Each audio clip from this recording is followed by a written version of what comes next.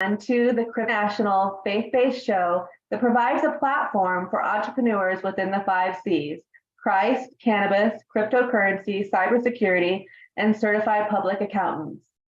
Here at the CryptoCannaVerse Show, we assist entrepreneurs in growing their businesses by connecting them with investors, advisors, and partnership opportunities.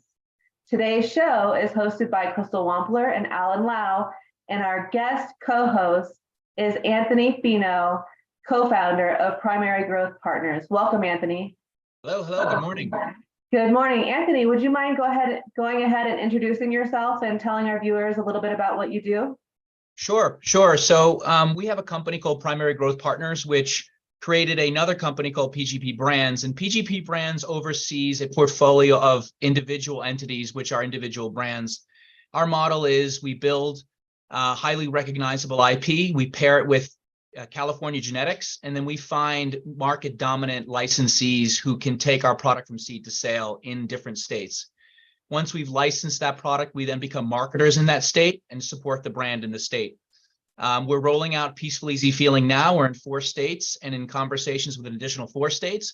And our next brand to market, Malibu Reef, will start licensing at the end of this year. That's awesome. Peaceful Easy Feeling is from the Eagles, correct?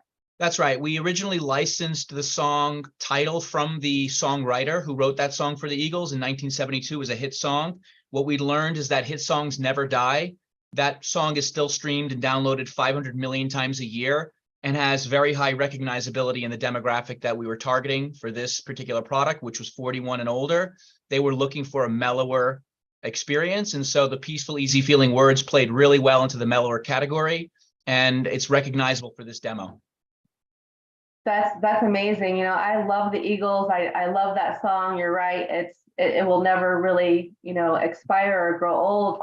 I think everybody knows that song. I'm kind of telling my age a little bit here.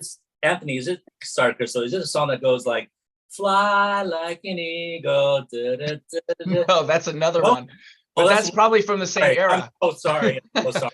Well, actually, it turns out that when we survey this demo, 80% of them know the song right off the bat. The other 20% are kind of like, Peaceful Easy Feeling.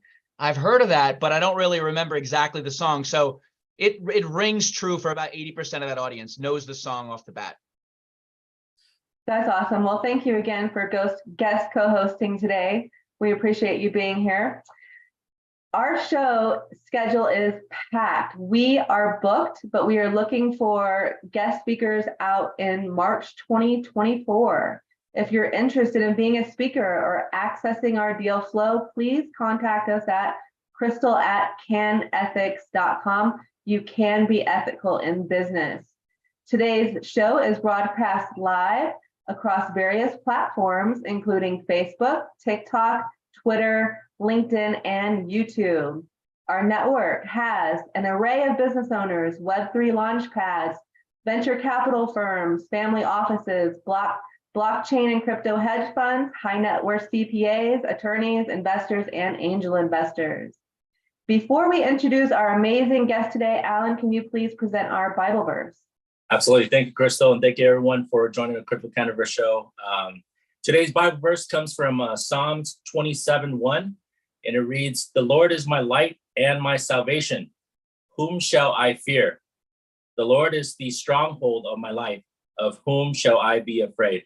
I think this verse really hit me from a standpoint knowing that, salvation, it comes from Jesus Christ. It comes from the Lord. It comes from believing and trusting that you're saved, knowing that Jesus died on the cross to wash away your sins, so that way you can have eternal life. And Crystal, I think, we always talk about this where, we're a faith-based show, and, we really want to stand firm and be that light to people, knowing that, hey, we are true believers of Christ. We are here to share our gospel, to let the world know about, what we truly believe in. So, this verse really, stands to me is because knowing that we are all believers in Christ, we're all body of Christ, we're a family, whether you are Christian now or getting to know, we welcome everybody to the show. And I think that's the true meaning of, shining the light, letting people know that we are saved through what we believe. So thank you, Crystal. You're welcome. Thank you, Alan. I just want to make a comment that verse also tells me, that when you believe in God and you stay faithful, that there's nothing to fear. Right. And so we've actually, do you want to touch base on just for a quick second on, the feedback that we've been getting from our fan base? Our fan base. Yes, actually been getting quite a bit of private messages or DMs, and just to kind of get a feedback from viewers and saying that I really, really like that you guys are really standing for Christ. There's not too many shows or channels that are out there that really believes in what you guys are believing. And oftentimes people are afraid to stand up on what they believe in. And I think, through what we've got going on in this show for quite some time now, is we really truly believe that, we share and we try to be a light for everyone and letting them know that, hey, we welcome everyone, and we believe in what we believe in, and we want to show it out there to the world. So I've been getting a lot of feedbacks from that standpoint, that we're doing the right thing. We're doing the right thing, and continue to put in that work and continue to show, because we love it. What I love is that we have people from other faiths reaching out to saying, hey, we are so proud of you for standing up for your faith and, going live and just, staying faithful. I think that's really exciting, because we do accept all faiths, and we love our brothers and sisters and even our enemies, and, even our people that we don't even know. If you're different, please come on the show. We would love to share our light with you. Thank you, Alan, for talking about that. Appreciate it. The CryptoCannaVerse Show presents speaker 𝐂𝐫 Huffman, founder and CEO of 𝐒𝐫𝐲𝐩𝐭𝐫 Global, today, Friday, September 8th, 2023. 𝐂𝐫 has built lifestyle businesses and created new brands and products in music, cannabis, and tech for over 25 years. He was one of the founders of the leading cannabis media company PRØHBTD Media, which built the first multi-platform video network and created a leading branding agency that worked on over 60 plus brands. As founder and CEO of 𝐒𝐫𝐲𝐩𝐭𝐫 Global, he continues to leverage his deep experiences in cannabis and music to bring a unique and global approach to creating authentic lifestyle brands. He builds international cannabis brands, including Heavy Grass, Neon Roots, and Perreito High. 𝐒𝐫𝐲𝐩𝐿 also helps other cannabis brands develop and expand. 𝐂𝐫 has worked for or with leading technology, media, mobile, and consumer brands, including all of the major music, film, and TV companies, as well as Apple, Microsoft, Mountain Dew, Jagermeister, and many, many more. In his time in the music industry, he grew the digital business at BMG from under 1 million to 250 million as its general manager of digital for North America. 𝐂𝐫 is passionate about health and wellness, food, and music. He lives his sporting life vicariously through his 14-year-old soccer-playing son. Welcome, 𝐂𝐫. Thank you. Thank you for having me. And I'm excited to say that my soccer-playing son just turned 15 this week. So time flies. It's very, it's amazing. It's amazing. So, having that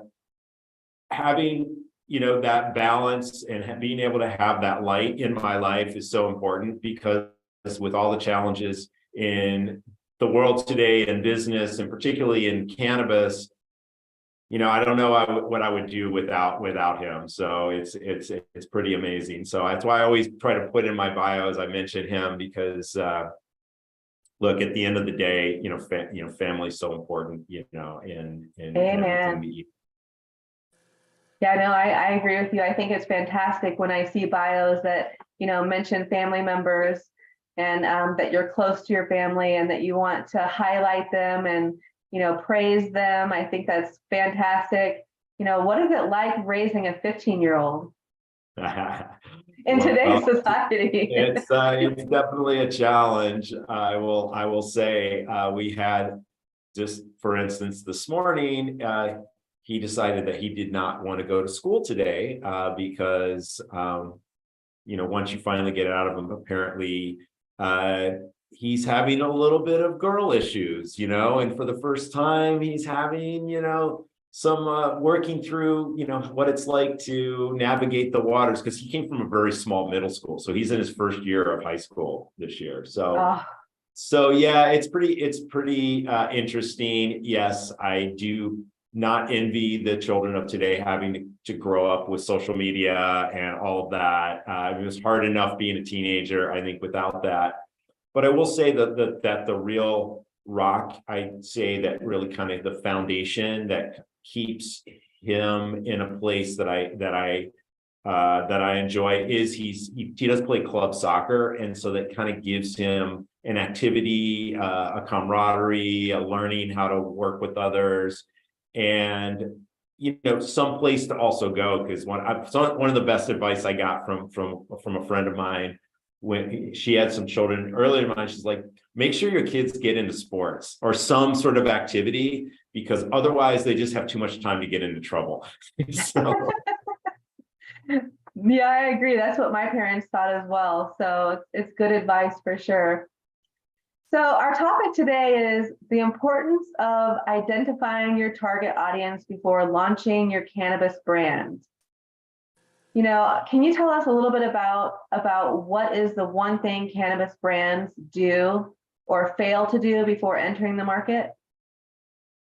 Sure. And, I think it's great to have Anthony on as the guest host here. And he spoke a little bit about one of his brands, because Anthony and his team are some of the handful of brand creators and owners who actually understand the importance of identifying your target audience from the start, because that is one of the challenges. Cannabis is interesting because a lot of brands are created from really what I would call a product first perspective. And we found this a lot when I had my agency. So we'd have a lot of people come in and say, hey, I'm either creating a brand or I need help with my brand. And the first question we would ask them is like, well, who's your target audience? And most of them didn't have a very good answer for that. Like, it was like, oh, everyone, or everyone who consumes, or, maybe it was as refined as connoisseurs. But no one had really gone through the exercise of determining, in very specific parameters who their audience was. And to me, that's sort of a recipe for disaster, because if you're going to build a brand and just really put it out there without knowing specifically who your target audience is, then you're allowing the market to define who your audience is. And you also don't have a strong foundation to build and grow, especially when you start to go out of other markets. So I'd say that the biggest mistake that a lot of cannabis brands make is that, when I call it a product first approach, is that we would find that a lot of brands would come to us thinking that asking for a brand, but really what they're asking for was a logo to put on their box because they needed to get on shelves. And a logo is not a brand, right? And they have like, well, I've got the best flower, of course, everyone has the best, as in this industry. I've got the best flower, I've got the best concentrates, I've got the best whatever it is. And that's what they needed to get out. And, and I understand, like, they need they've got these products and they need to get out there and sell them. But what they should have done, even honestly, before they even had these products, is they should have taken a step back and said, okay, who am I even producing these products for? And let's make sure I'm producing the right products for this audience that I'm trying to go after. So that's for the more vertically integrated brands. But if you're doing a more asset light model, which I believe is more the model Anthony's doing, it's the model that I've done with my brands, is before you're going to actually create your brand and bring it out into the market, or even start to go out and look for your supply chain partners, you need to go in and say, who am I going to super serve with these products? Who is my target audience? And it's incredibly important for any industry, but I think it's particularly important now for cannabis because we're still in the very early days and the brand winners haven't really been determined yet. So the ones that kind of take that approach from the start are going to be the ones that succeed. And there's been a handful out there that you see that are starting to actually expand their brands beyond their individual states or into other countries. Even in some instances, because I've been doing a lot of work down in Latin America as well. And you see that these brands, because it's very clear who their audience is, it's very easy for them to move market to market. That makes sense. Anthony, you have a comment? Yeah, Keeve, I love what you're saying. And I wondered if you could expand upon, for a lot of folks who are new to what you're saying, these concepts, you're talking in broader terms, which is, defining who your audience is before the market does that for you. And I'm curious, can you take it even more narrow and say, how do you uncover undermet or unmet needs in the marketplace? Sure. Great question, Anthony. And so the way that we do it is we kind of take a multi-pronged approach for creating a brand. So first of all, what we'll take a look at is we'll determine, what is, you're familiar with this term, is like, what's the TAM? What's the total addressable market here? So a lot of the brands that I've created that I own are music-focused brands. A lot of that is because I came from the music industry. So I know how to market to these audiences. And also, quite frankly, it's because we went through this exercise. So it's like, okay, one of the brands, Heavy Grass, it's hard rock and heavy metal fans. Well, how many hard rock and heavy metal fans are there, in each of these different geographic locations or markets? And then what percentage of that market actually consumes, cannabis? And then you're able to identify, okay, that's a pretty sizable market. We determined that market was like 27 million people in the US alone. So that's then you start to say, okay, on average, how much does that consumer purchase on an annualized basis? And then you start to look at, it's like, oh, okay, this is over $1 billion opportunity.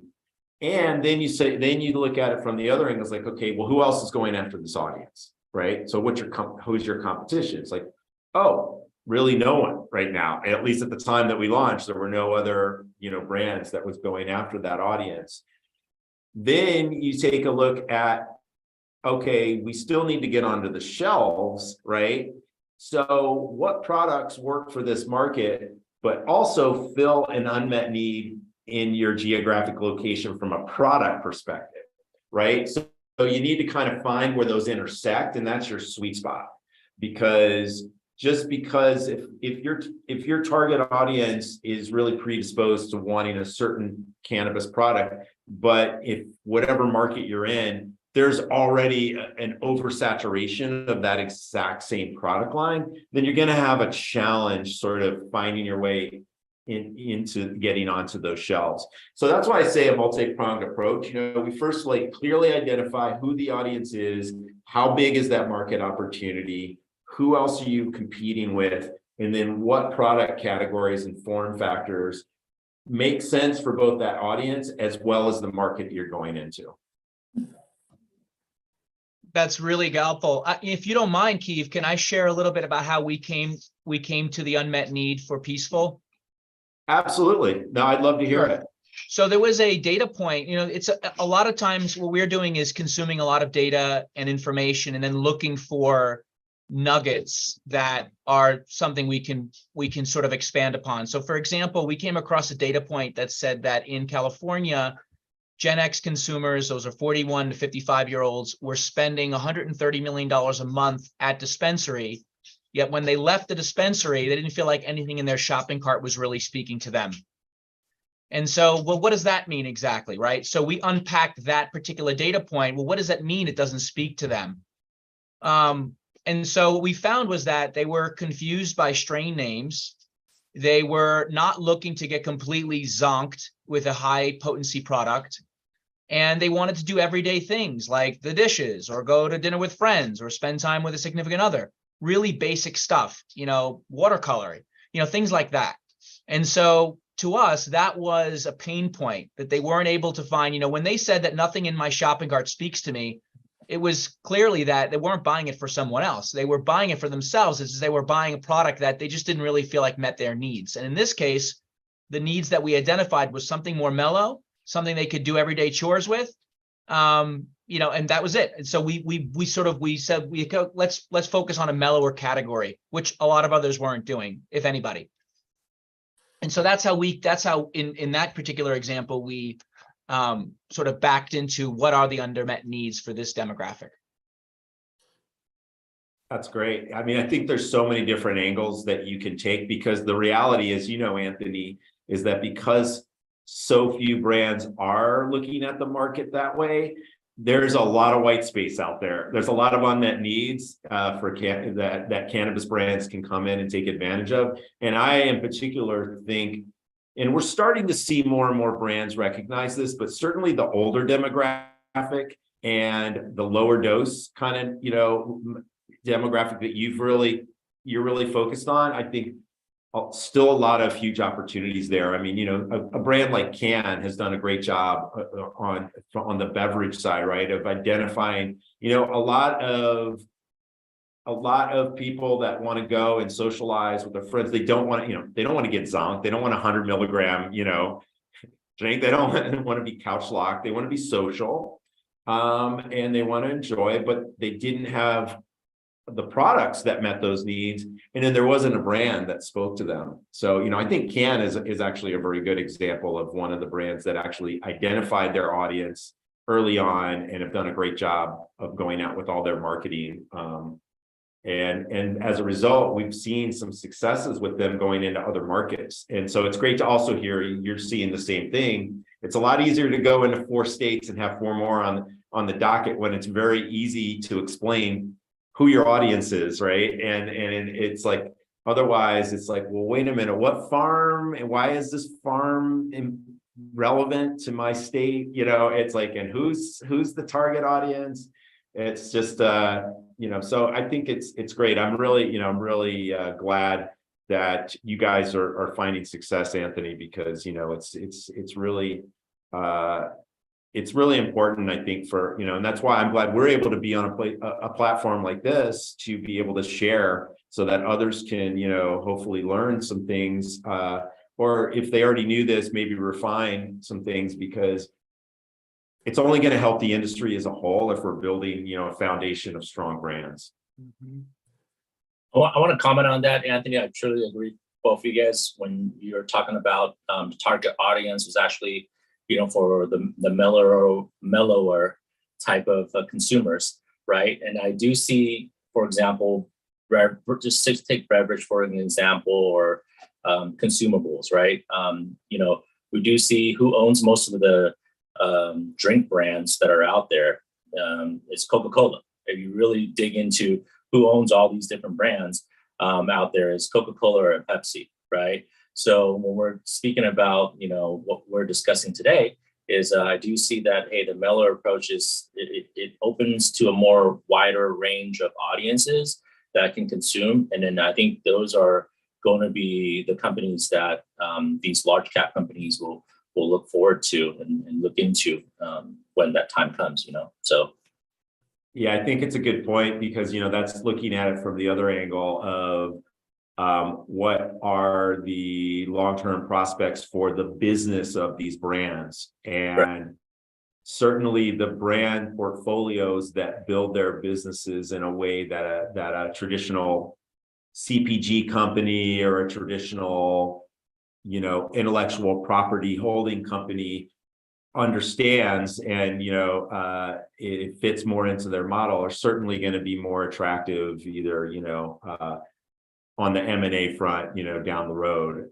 So yeah, I totally, and look, having been in this industry now for 9 years, I mean, even when I was at Prohibited, we had a lot of the big media companies that we were speaking with that were like, look, we were talking to the corp dev people and like, look, we would buy you guys tomorrow, but our lawyers won't let us.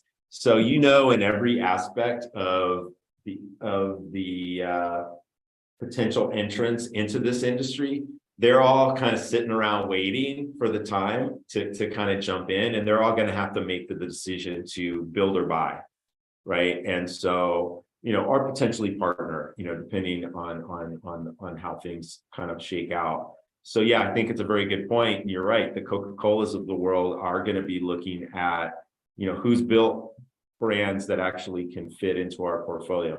I think it's probably more likely, at least initially, going to be more on the alcohol side. Probably that'll be more likely to jump in on this, but you never know. Depends on how things go on the regulatory front. Speaking On that note, Keeve, when we're thinking about an exit in 4 or 5 years, we're not working actively toward that now, but we're assuming that that's about when it'll be the right time.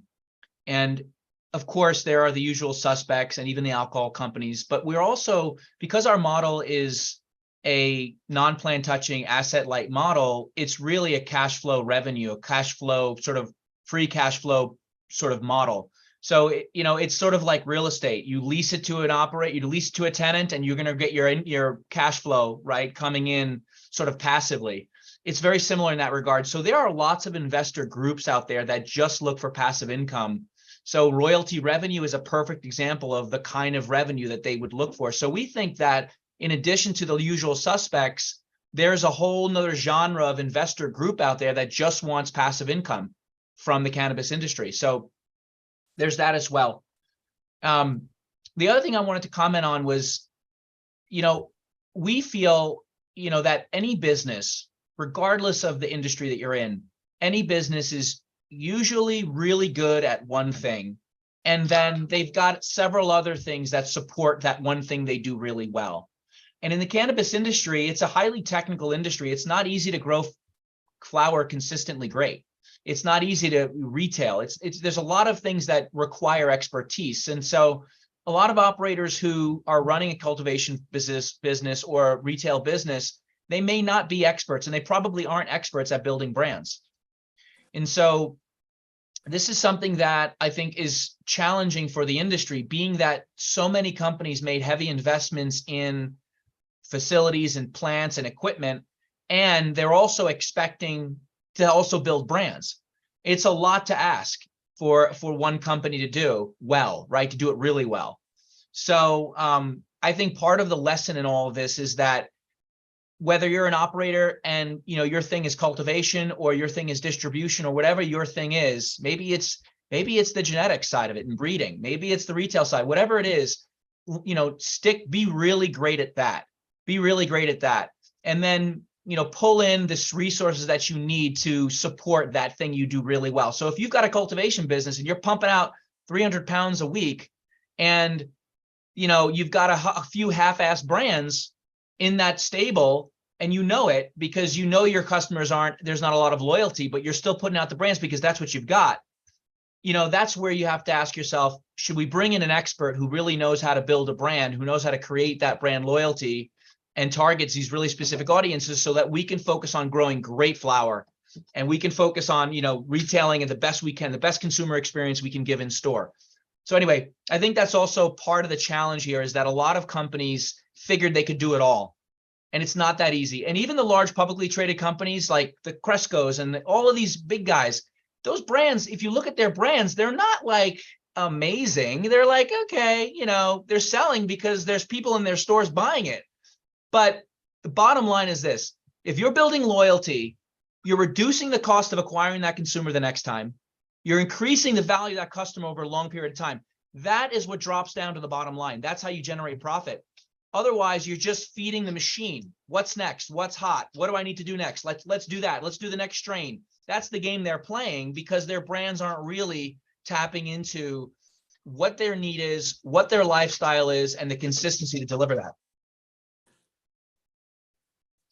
So what I hear you saying is, like, why do people wear Nike? Why do people wear Adidas? And why do people drink Gatorade all the time? Because well, that's the thing, Alan. You're hitting it right on the nose. We think of cannabis as still in a lot of people's eyes, a novelty. And I think even though we've all moved past the shock phase of, wow, this is really legal, it still has that novelty to it. And the reality is that cannabis is ultimately a CPG industry.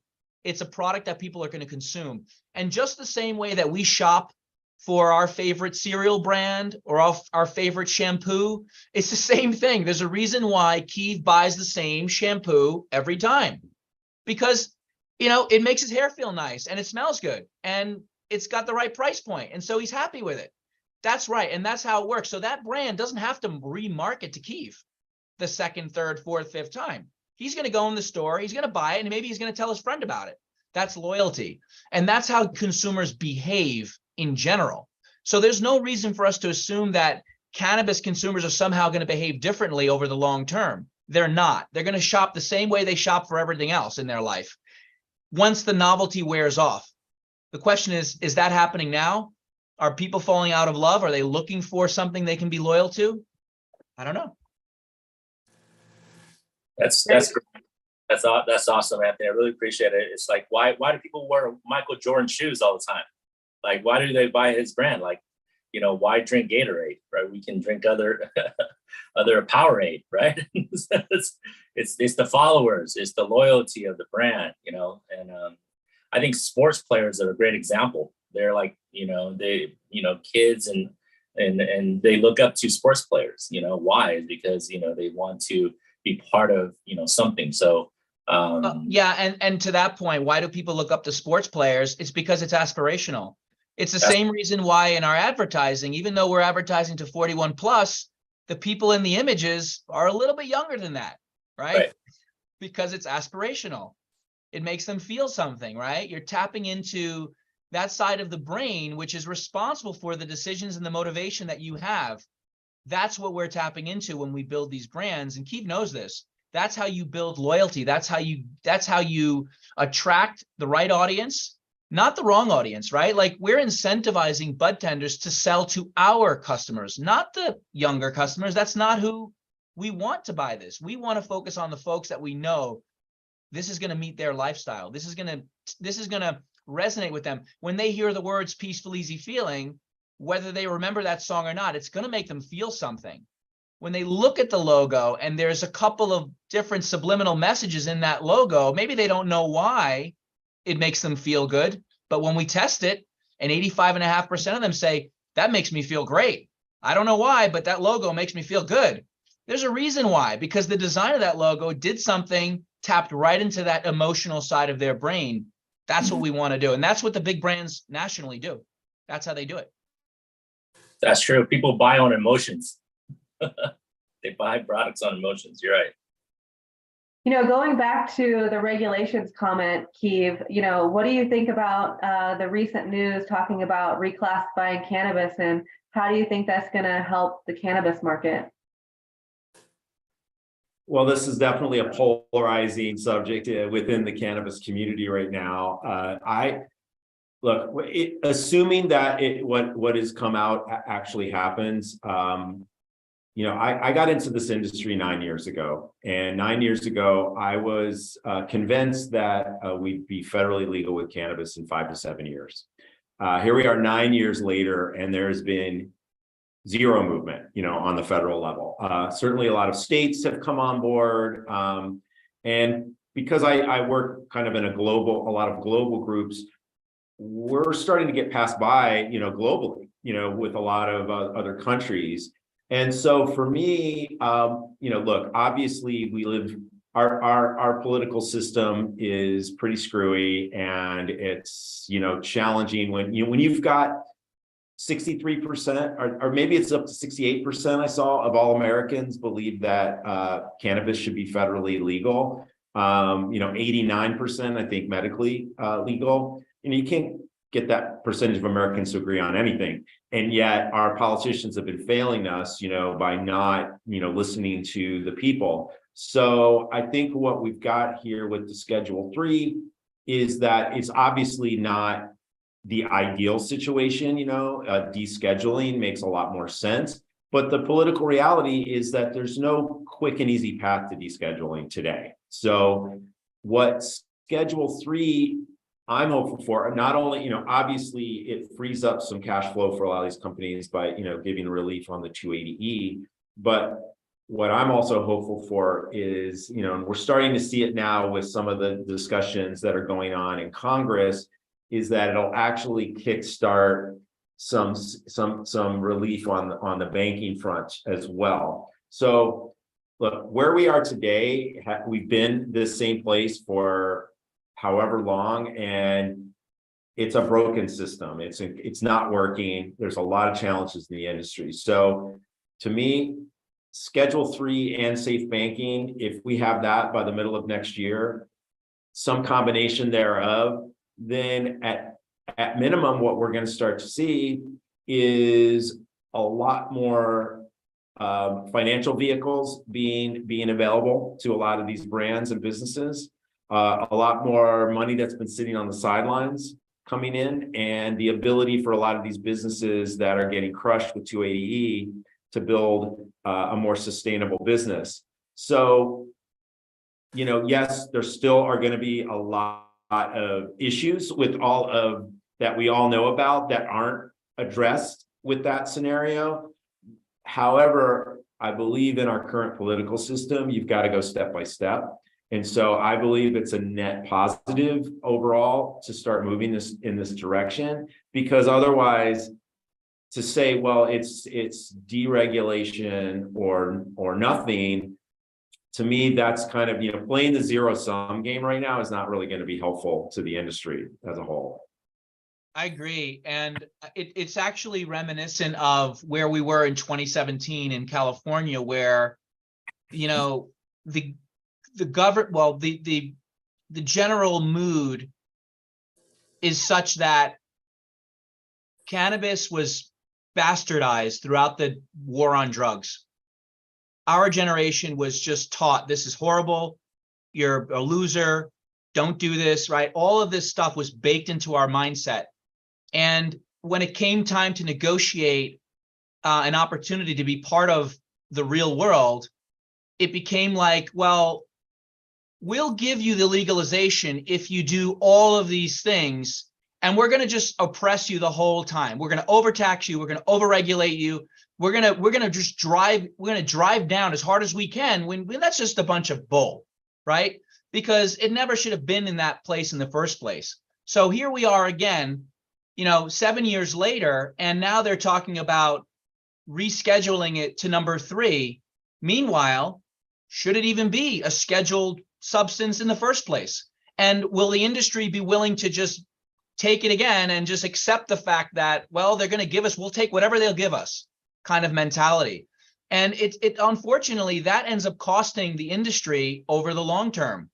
And so I am, while I would be happy to see it being rescheduled, and I would love to see prohibition go away at a federal level, that's all positive, but does it really address where cannabis belongs in the American conversation? And I still feel like that stigma is real. That stigma is real today. It still exists, even though in our communities we've sort of we've dusted that off. But it's real, and one way to get around that is to move past the conversation of, we'll give the industry the smallest amount that we have to just to satisfy them. I think the conversation needs to be completely different. I think it needs to be, cannabis is just like anything else, and we should allow it. There should be obviously regulations on who's consuming it, because we know that it's not great for children. That's important, but it shouldn't be held under the thumb of big government and people out there who just aren't fully clear about the benefits of cannabis. Yeah, I wouldn't disagree with that. I mean, I think though the unfortunate reality is in the country, that we live in. I mean, it's like this, it doesn't matter. Actually, in every country, it's the same.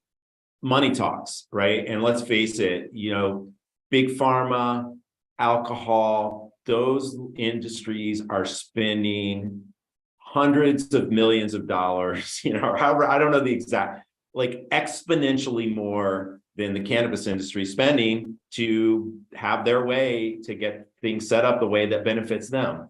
So until we can kind of coalesce as an industry as a whole and put some dollars against, kind of going out and playing big boy ball on that level, then yeah, we can all sit around and complain about it, but the reality is it's not going to change unless we kind of pull it together and collectively pull some money together. And right now in this time, it's challenging because there's not a lot of money right now, right? And then the companies that do have the money are the MSOs, and they're being ostracized by a lot of segments of the cannabis industry right now. And so even within the industry, we can't even decide on what the right, path forward is.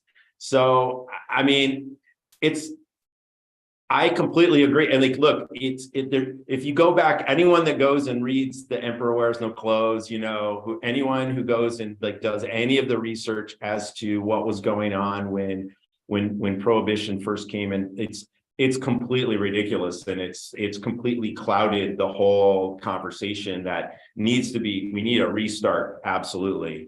I completely agree with that.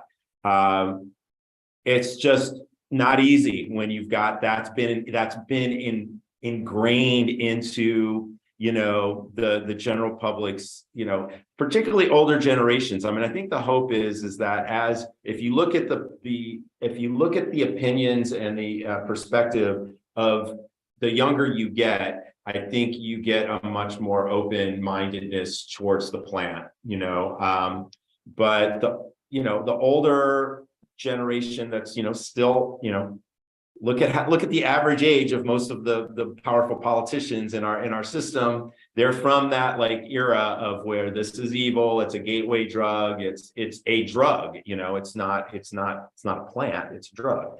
So, yeah, look, there's no easy, unfortunately, anything is not there's this magic wand easy answer, because it's like in most issues, there's a lot of nuance and a lot of gray.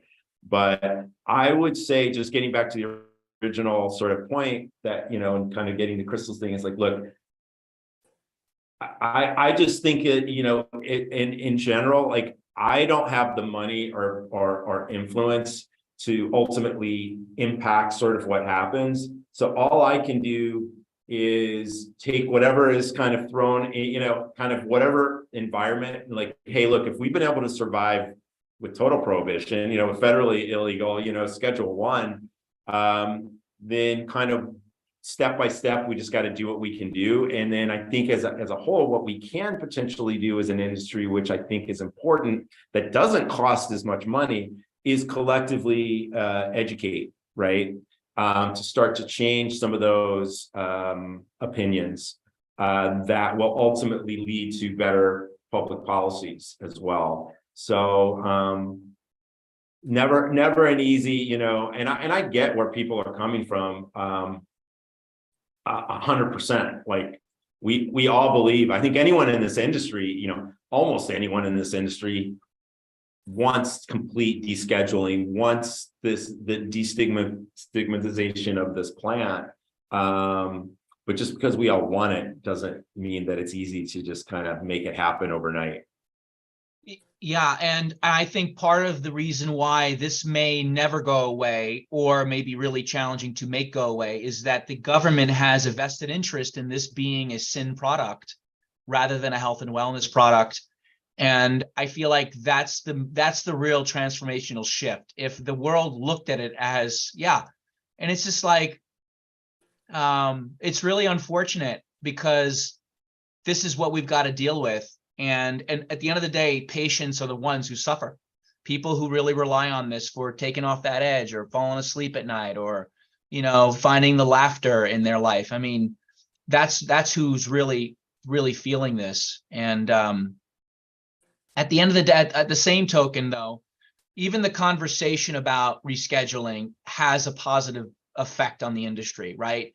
A lot of Main Street investors look at how publicly traded cannabis companies are faring. And even on this news, right, the publicly traded companies have all increased in value, and they've sort of held that value. It wasn't a blip. So those are kinds of things that help free up money for the industry, which is capital constrained. So that's helpful. even though we know this is all political, political conversation going back and forth, Biden hasn't done anything yet. All he's done is said something about it. And is he doing it to garner up some younger votes before the next election? Probably, So, I mean, there's all kinds of agendas here, and they all have benefits. But at the end of the day, even if we were to settle for Schedule 3, we still shouldn't be satisfied with that. That may just be a place to start the conversation, but I don't know if that's the final solution. Now, to be honest with you, our business is set up to be non-plant touching, so it sort of gives us an advantage if the industry stays where it is, right? So because we don't have to deal with 280E. We get to tell that to our investors. And so we have a vested interest for it to stay scheduled. But you ask any of us in our company, we're excited to see this thing go away completely and to have that stigma change from this is a sin product and should be in the same category as alcohol and tobacco to this is a health and wellness product and should be used, have the same conversation with all the other things that improve our lives. I'll stop there. Those are great comments, Anthony. This is one of the reasons why Alan and I are, speaking out to our brothers and sisters in the Christian world, because they believe that it's a sinful product. The stigma in the churches is just insane. But, the education is key, like Kieve was talking about. If we can, educate more people, we'll open up those stigmas and people will start to understand that, it's a medicine, that it's something that, God created, that it's grown, it's a plant, and that we should all have access to it. So thank you so much for those comments. Kieve, I want to talk a little bit about, what are the tools that a cannabis company or a brand can use that are out there to help them build? So obviously, a great question. Obviously, there are a lot of tools that they cannot use in this industry, or they have to use, let's say they have to be a lot more creative. It's really interesting, because having been in the industry for a minute, during the first green rush, right, there were a lot of companies that brought in these big high-powered CMOs, which I was thrilled, right? We're getting these like industry professionals from other industries that came in, and so many of them like kind of left kicking and screaming because they're like, oh my God, I can't use my same like toolkit that I was using in my other industry. You have to be a lot more creative. So I would say there's a handful that I can give out as examples. So one of the areas that we really have focused on with my brands is because a lot of our audiences are very specific to communities built around music. Then it's like we do a lot of live activations like at these events, right? Because that's where our community already is. So there's a lot less restrictions on what you can do at these live events. They're also great for data collection. They're great for brand awareness. And also you can generate, even though you can't sell your products there, you can sell ancillary products at these events. So, you can, which are great. Like if you're selling a t-shirt, then that's a walking advertisement, right? So, it's building your brand loyalty through going out to where your audience is. So I think, event activations, experiential is really an area that cannabis brands some of them are starting to utilize it more and more now, but I think it's a little bit underutilized. What I see a lot of cannabis brands spending their marketing dollars on when they do events is they're spending it on cannabis events, which, you're kind of speaking within the same bubble, right? It's like we're all kind of speaking to each other at these cannabis events. Like you need to go out to where your audience actually is, your target audience is. And so, most of those audiences aren't attending cannabis specific events per se. So the other area that I would say, we've had a lot of success with social media is working with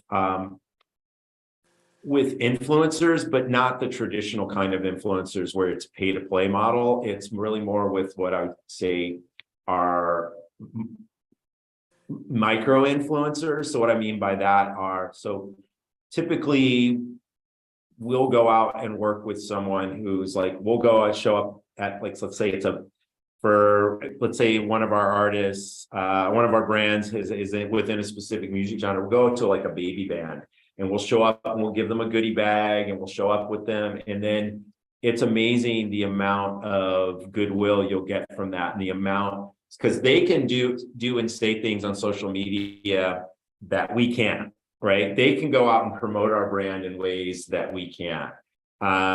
So that's where, you have to get creative, right? I'm starting to see a lot of very creative ways to market your brands using SEO. And I'm starting to see, I think, a lot of dollars move from into SEO, which I think is really smart, particularly I think on the retail side. I've seen some really interesting models where a lot of retail brands are using SEO in a smart way, and it's a very cost-effective way, particularly with some of the things that are going on right now with weed maps, with their prices, their pricing structure now just going through the roof. So it's a lot more effective to use SEO to send, traffic and acquire customers directly. So the other thing from a marketing perspective, I'd say as much as possible, I'm a big proponent of direct to consumer wherever you can do it. And, you want to own that customer relationship.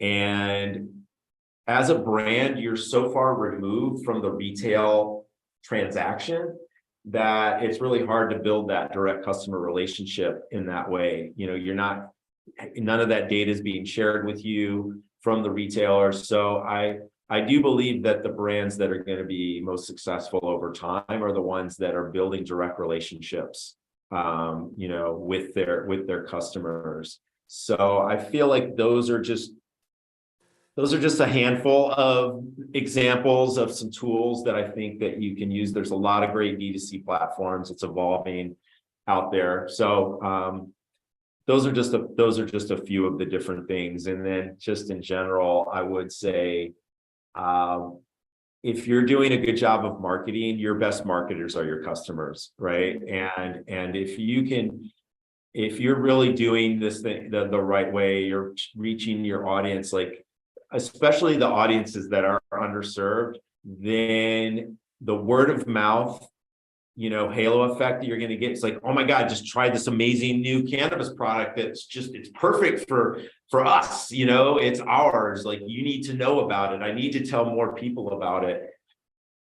That's the best kind of marketing that you can get.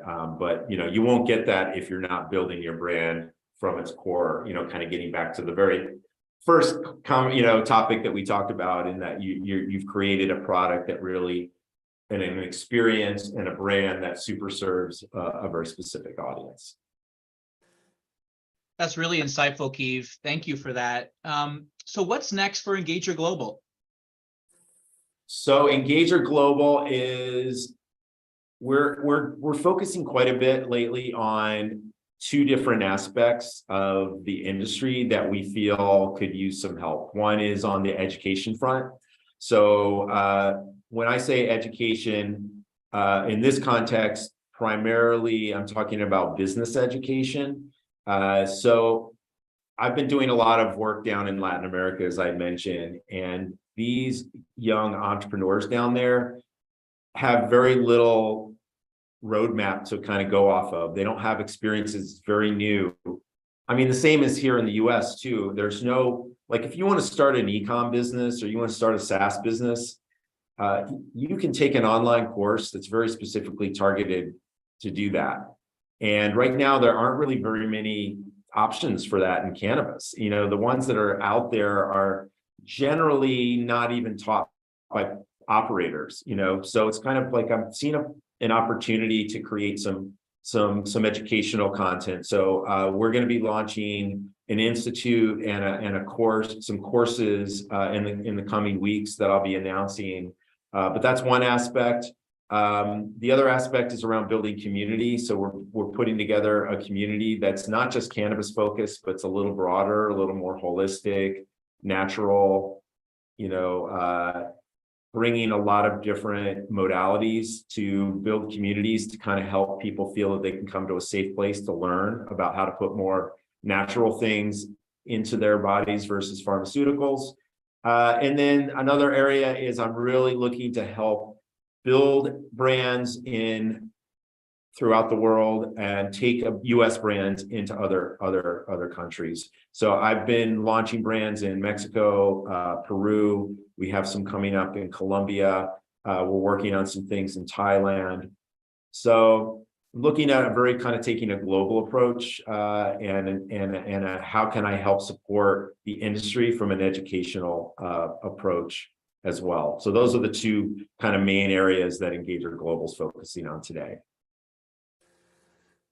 That's wonderful. Thank you, Kieve, for joining us today on the CryptoCannaVerse Show and providing our viewers and listeners with some insightful strategies about, cannabis marketing and branding.